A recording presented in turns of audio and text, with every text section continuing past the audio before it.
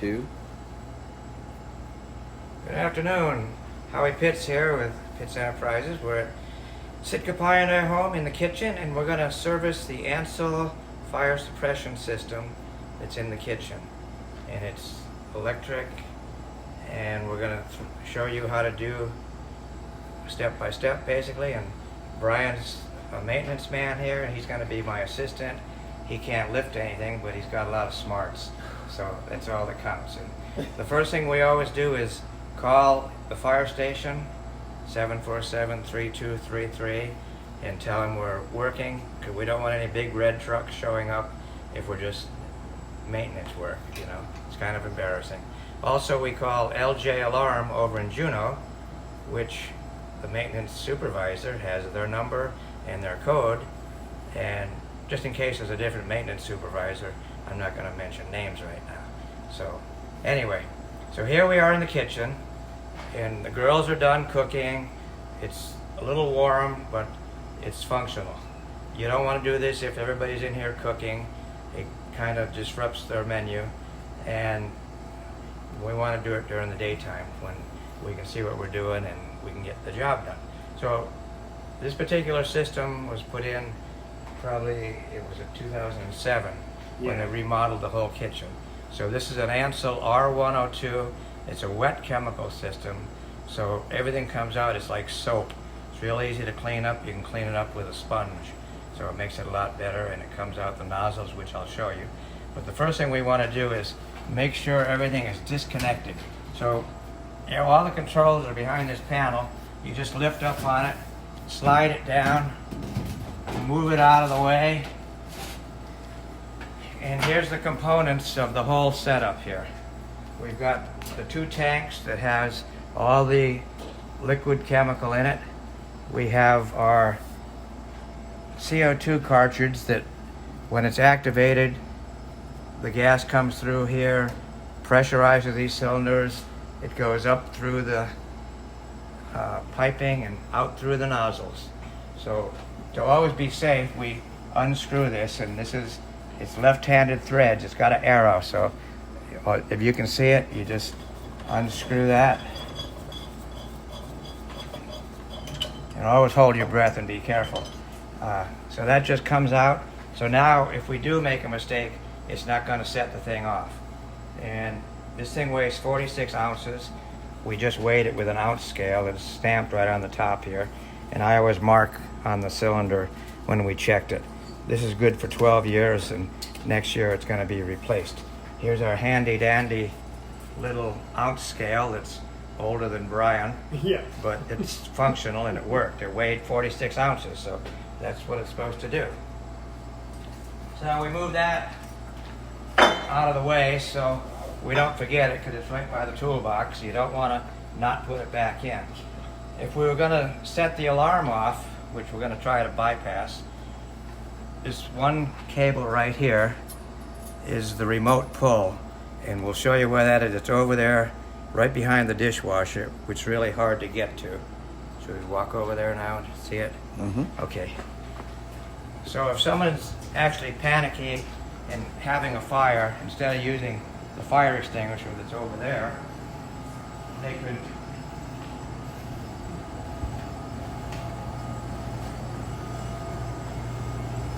pull the remote pull right here.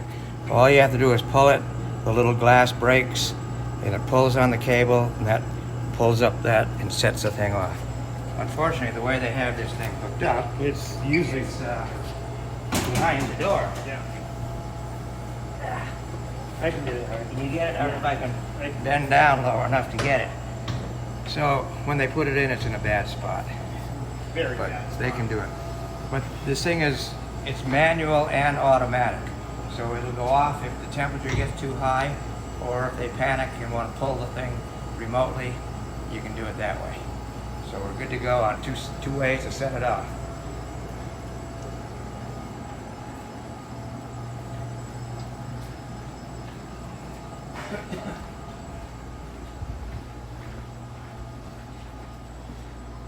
So that remote pull is the one that's right here. It would have come down, and when we pull on the cable, this pulls up, this trips off, this thing drops down, and there's two solenoid switches back in there that I don't think we can see them. They're right up here. So when the metal touches those switches, that sets off the alarm. It also shuts off the power, because when the power is off, then that kind of shuts off the fire also. So it'll kill the power and set off the alarm. It's about a 30-second time delay. And we're going to try to just do this. So when working on this, you have to pull up on this cable, and we'll find out in a second if we're going to have noise or not. Oh, good. No noise. That's good. So this releases the tension that's on the cable, because we're replacing these heat sensors, and you're supposed to replace them once a year because they're basically lead sealed and they're on tension. So what sets it off when the lead melts, it's spring loaded and releases tension, and down comes the plunger and out comes the chemical. So now I've got my handy dandy tools, or we got to go around the other side where all the filters are. And this is a good way to check the filters too, to see if they're clean. And everything looks pretty good because I pulled off a couple so we can reach up in behind there. But I think I might have to slack off some tension on the cable. Let me see. We have these handy dandy pliers here that are made just so you can reach in and grab onto the holder that holds these in place. You can't buy these at True Value Hardware either. They're expensive. And then get a piece of cardboard to put down so it doesn't mess up it doesn't burn your feet either. Yeah, it might be warm.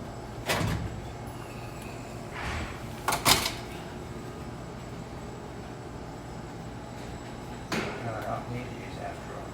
So here's the filter right here. I mean the remote fusible link right here. There's 4 of them in this system, and you can see where they're put in there. We've got the tension off, so it's pretty loose right now, but I'm going to have to make it even looser, because otherwise we're not going to get them off, I don't think. I don't need those, but I do. Yeah, I'm going to have to slack off on the cable. And you can do that with an Allen wrench that I just happen to have. And we just have to make sure we have the right amount of tension on it, which we'll show here.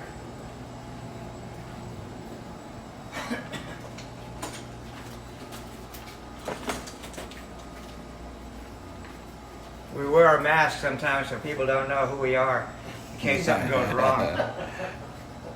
The worst part about this is finding the little set screws. You might have to hold it up there for me. Let's see, let me guess. See if this is the right one or not. Where are we?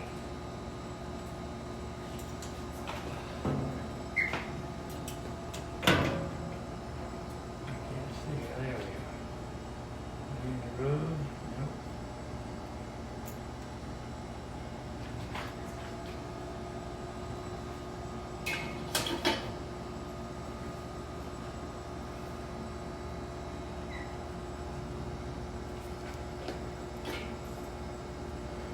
You got a footstool for one, Howie. No, I just can't Okay. find the...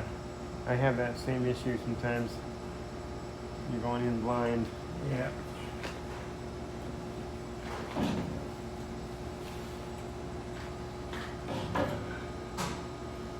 Not doing much good there. There we go. Okay, there's 2 set screws. There's one.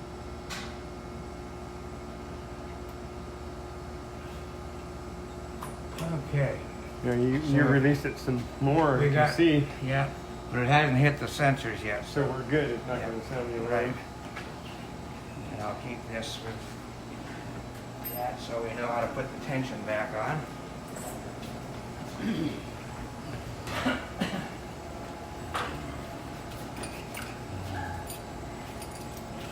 I don't need the pliers for this one. Some of them have little holders. This one doesn't have it. It's got S hooks instead.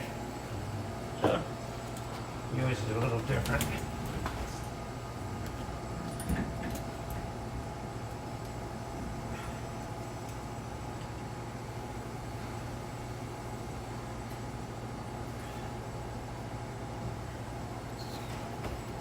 So there's the old one, and here's the new one. You can see the difference a little bit. The old ones get weak, and that could set it off accidentally, which you don't want to go. I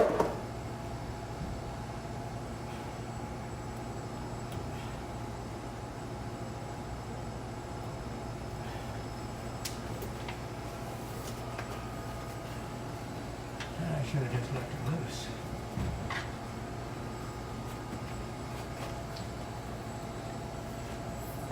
There's nozzles up in here too, so you always want to make sure the nozzle caps are in place. That prevents the grease from getting into the little orifices there. And you'll see these here. I already pulled them down to make sure they call them blow-off caps. It doesn't take much pressure to have them blow off, and then the chemical comes out of them. But it's good to have them in place so they don't get things stuck up in there. Gunk. Yeah, gunk. Whatever. This one's always a challenge over here.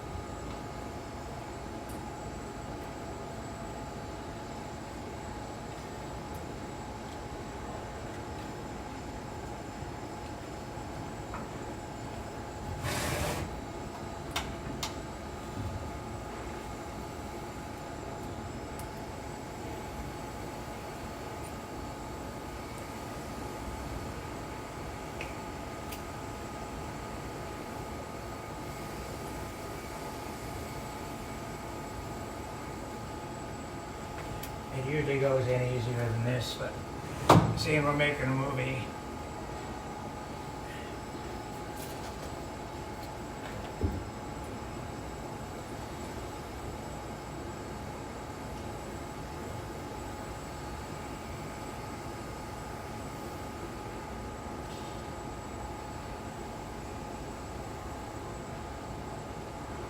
Now let's try this.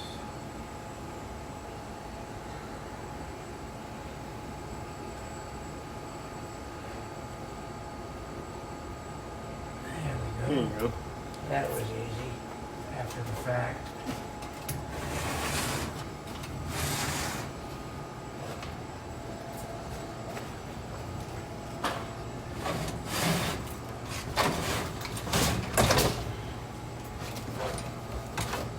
Oh, I got it. Oh, yeah, we moved it.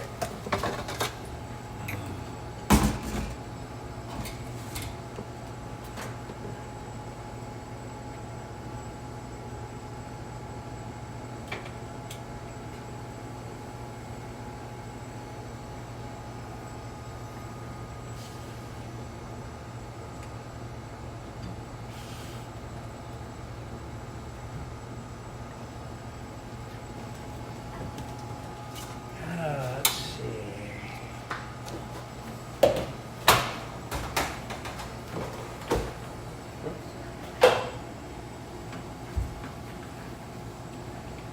This is a new one, I think, isn't it?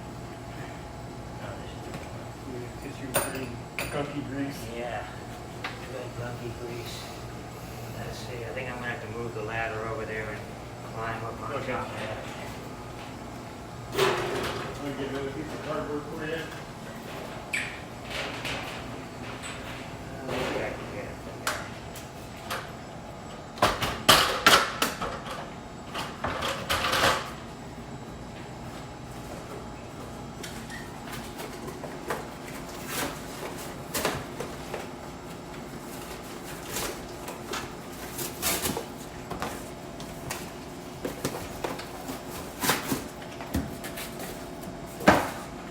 There's another method.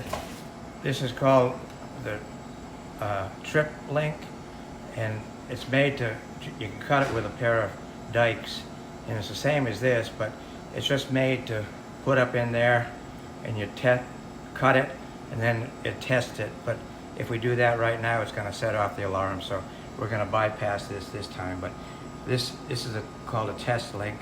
It's used to test the thing to make sure that the tension releases. But we know there's plenty of tension, but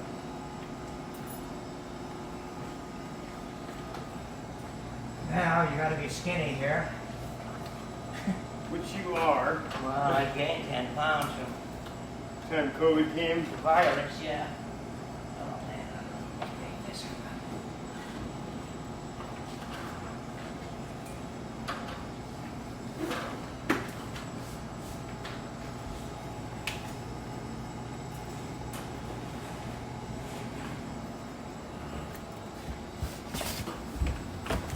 Hey, you made it. Yeah, I made it up here. Or if I'll make it back down. We're gonna have coffee now, Hal. We'll see you in a little bit. Okay. No, I'm kidding. Probably tomorrow. I'll be well done. There's always one that gives you a challenge.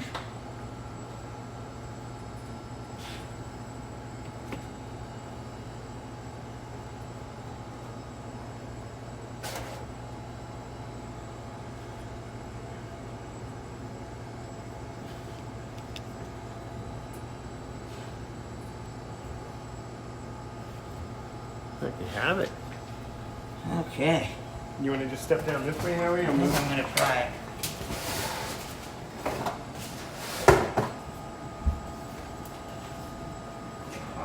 Hung up on that nozzle. Yeah.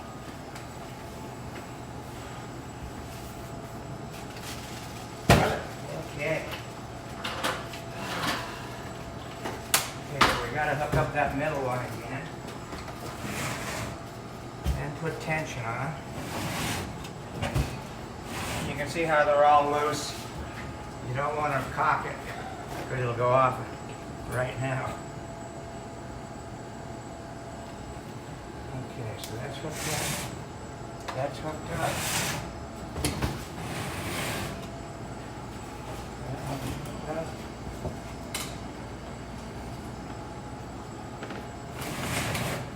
I don't know what that one is. Crawl up in there again. Okay. Trying to put some tension on it.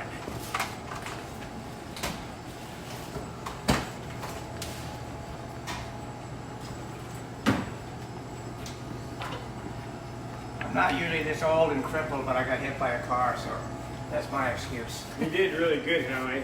Yeah. Okay, now we gotta put some tension on it.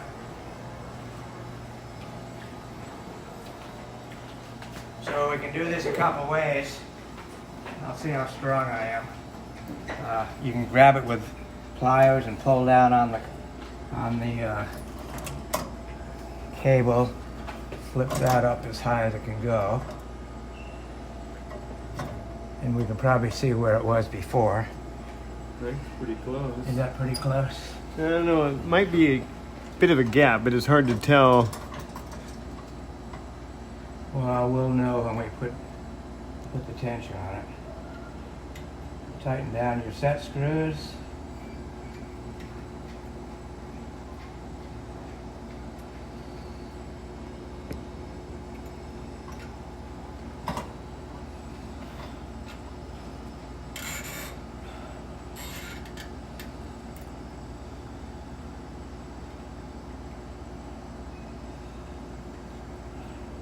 There's 2 set screws, and one's always easier and the other one isn't. But okay.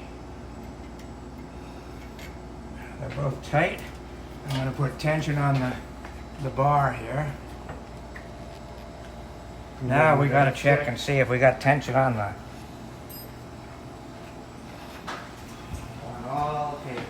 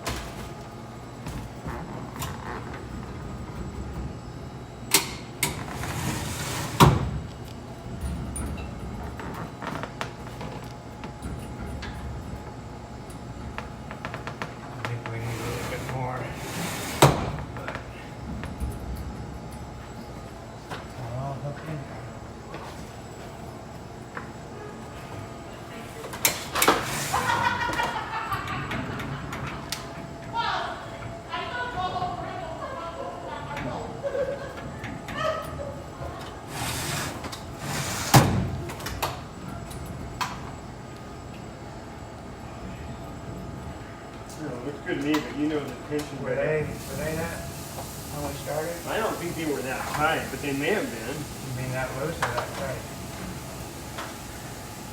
Yeah. I don't know if they were that tight or not. That looks pretty good, but I don't. You know the tightness better than I would. Let's just look at it and see, just to make sure.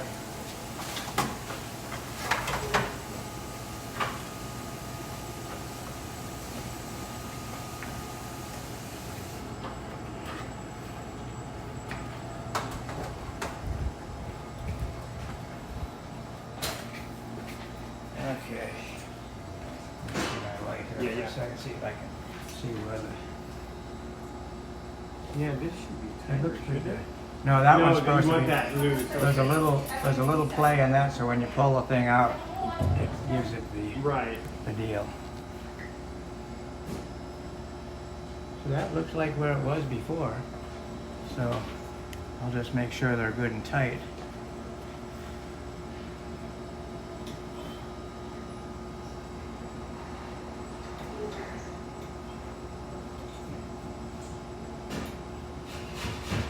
They're good and tight. So this little handy dandy tool that's right here, it's called a lockout tool. And it fits. There's 2 little grooves in here.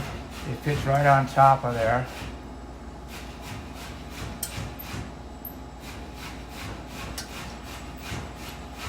I can see the holes. Those. I might need new glasses. There you go. Okay.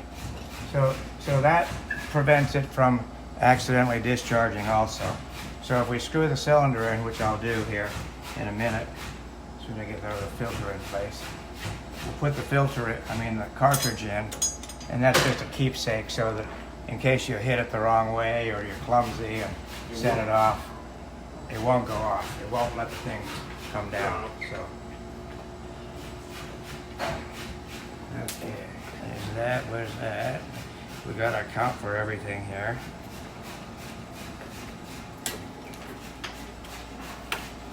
Okay, here's our cartridge. I'm gonna just check over this one more time. All right. Make sure that we got that one cover back in place.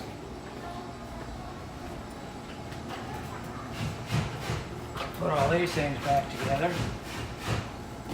Now, I don't know how often you clean these filters, but I think they're supposed to do it every 6 months, but I'm not sure if that's been kept up. I don't think it has. there's only a little bit of grease in the trough here. But, it's not too bad. Some places you go to, you take a bath in grease. So Yeah.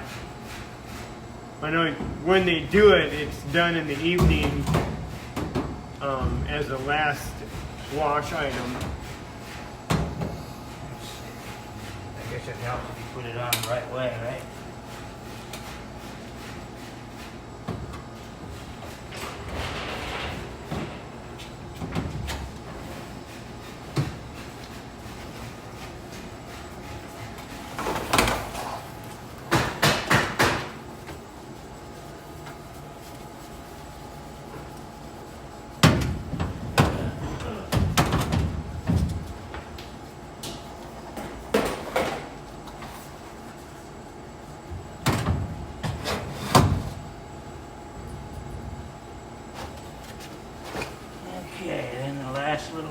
there.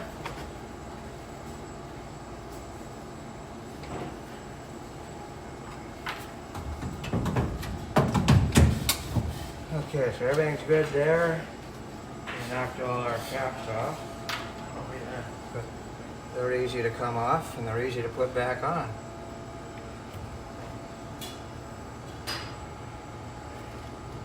You don't want to find those in the soup.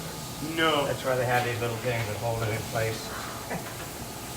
Give you a little something to chew on, but I don't know. Is that a lawsuit or what?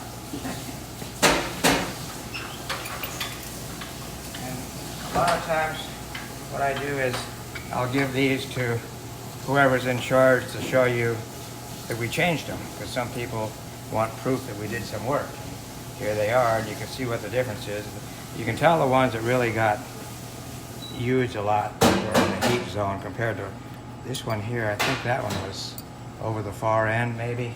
So that doesn't get much grease or heat up in there. That's just a convection oven. So, but these two here definitely, you want to just make sure you change them. I think they're like $8 a piece, so they're not that expensive compared to having to redo anything. Okay.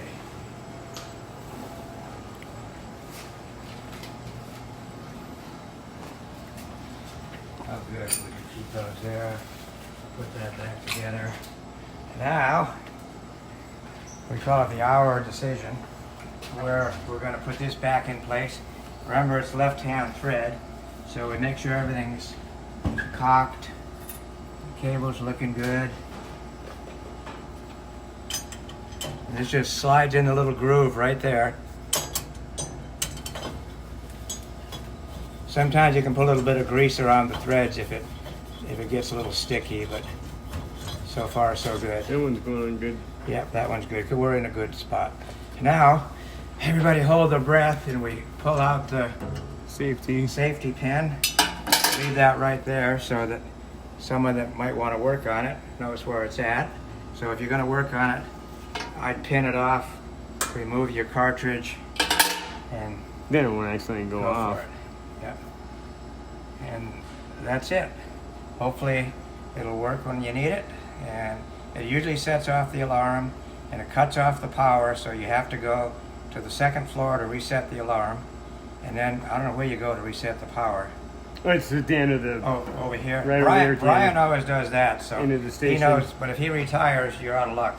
Yeah, we can zoom in on that on the way over. It's a kill switch. Because it shuts all the power off. Everything. So that it's not feeding the fire, basically.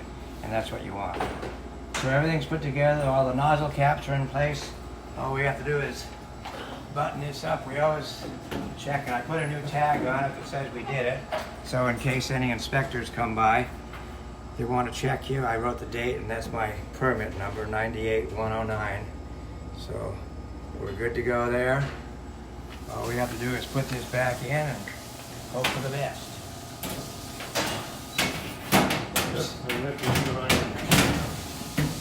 Presto. We're in there. Just need a shot of the kill switch.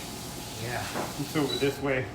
Okay, yeah, we need to show you where the power is, because you always have to reset it, otherwise there's no juice. This is the main kill switch, and it actually has to be taken all the way over to the left to reset lock, and then turn back on.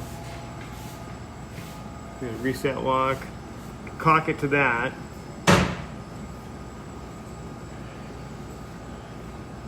And then turn it back on.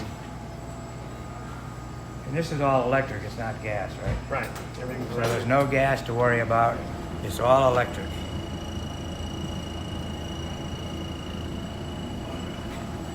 Okay, that's it.